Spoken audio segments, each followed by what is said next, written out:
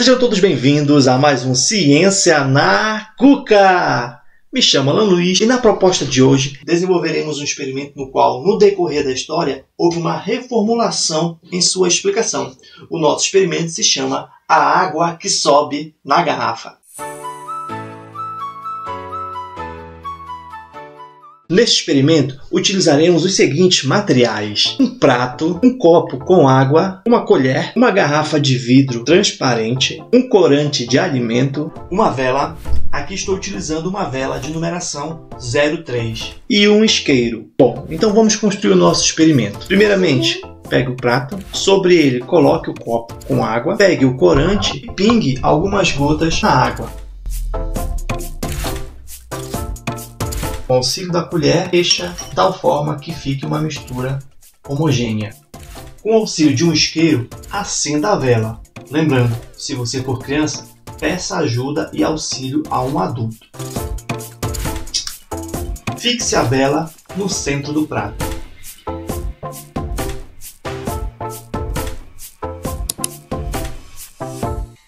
Em seguida, coloque a água com corante. Agora, com cuidado, coloque a garrafa sobre a vela e observe o que acontece.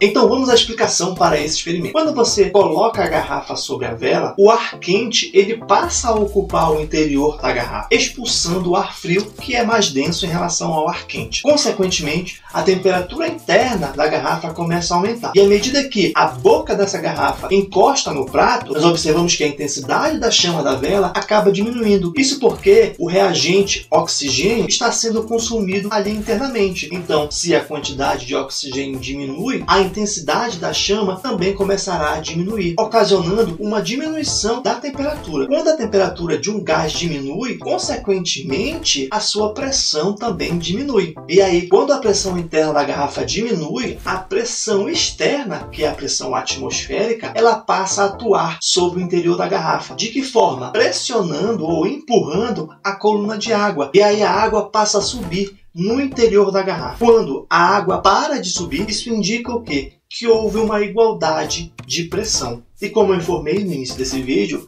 antigamente havia uma outra explicação para esse fenômeno.